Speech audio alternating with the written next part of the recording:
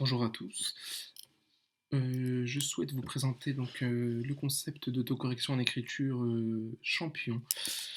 L'objectif en fait au travers des différents travaux d'écriture, ça va être d'amener donc progressivement les élèves à prendre en charge la révision orthographique de leurs écrits.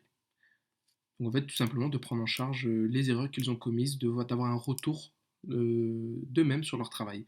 Ça va leur permettre de mieux mémoriser les règles de grammaire, de conjugaison, etc. Euh, il faut avoir conscience également que ce type de raisonnement et d'activité sont très difficiles à maîtriser en école primaire. Et pour faciliter justement ce type de travail, j'ai décidé de mettre en place une grille d'analyse des erreurs.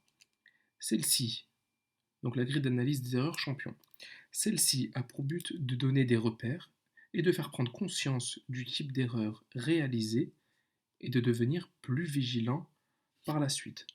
Donc en fonction du code couleur que je vais vous présenter et du travail que je vais vous renvoyer au fur et à mesure, les élèves vont pouvoir prendre conscience en fonction des couleurs qui reviennent, du type d'erreur qu'ils commettent, et pour les prochains travaux d'écriture, d'essayer en tout cas d'être plus vigilants et minimiser les erreurs qu'ils ont pu commettre.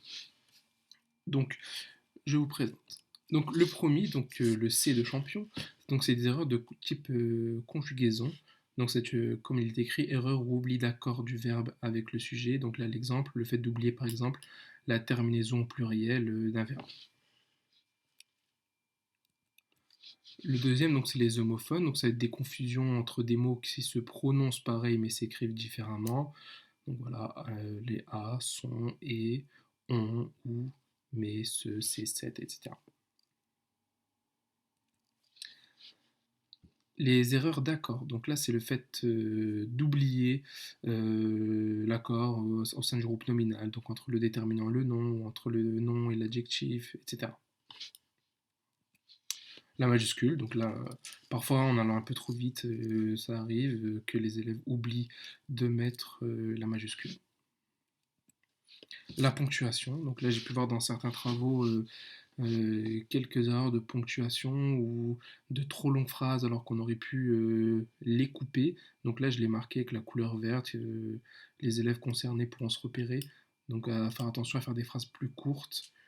Et donc du coup, si on oublie la ponctuation, forcément derrière, il y aura une petite erreur au niveau de la majuscule. Illisible. Bon, dans l'ensemble, c'est bien, les écrits sont bien réalisés. J'ai juste eu un souci pour un seul élève où c'était pas son écriture, c'était juste le fait que même en zoomant, j'avais du mal à voir le mot qui était écrit. Mais bon, au cas où vous me renvoyez encore des travaux faits à la main, ça peut arriver si le mot est mal écrit que je puisse mettre ce type d'erreur. Donc l'orthographe, bon, là c'est ni lié à la conjugaison ni à la grammaire, c'est vraiment l'écriture du mot en soi. Donc là, comme l'exemple avec château, où là, voilà, faut mémoriser l'orthographe du mot, il n'y a pas de secret. Non présent, donc là aussi ça peut arriver qu'en allant un peu trop vite, on oublie de mettre un petit déterminant, voilà, on oublie de mettre un mot pour faire la liaison dans sa phrase.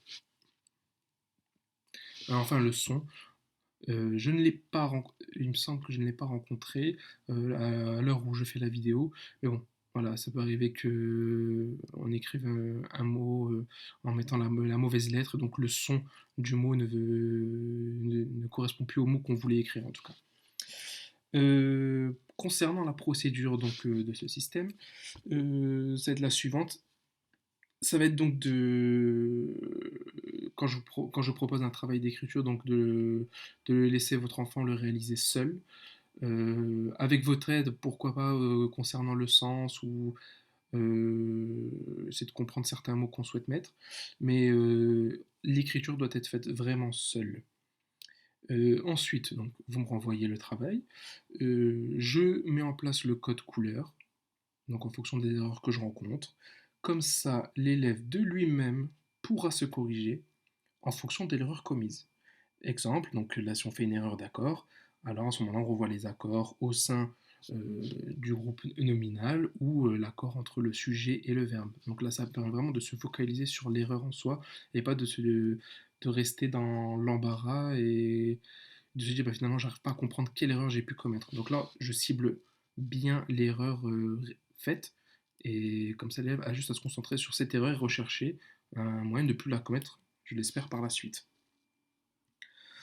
Un autre exemple, donc là ça pourrait être pour l'orthographe. Bon, bah, à ce moment-là, le mieux c'est de peut-être d'essayer de s'aider si l'élève peut le faire tout seul, essayer de retrouver la graphie tout seul à l'aide d'un dictionnaire ou d'internet. Mais à ce moment-là, dans le temps de correction, vous pouvez bien évidemment en tant que parent lui dire la bonne graphie. Voilà, donc si vous avez des questions, n'hésitez pas. J'espère que j'ai été clair. Voilà, donc je répète que le but en tout cas de ce système, c'est vraiment de permettre à l'élève progressivement de pouvoir avoir de pouvoir réfléchir sur l'écrit qu'il a pu produire, se relire, se corriger. Merci à vous.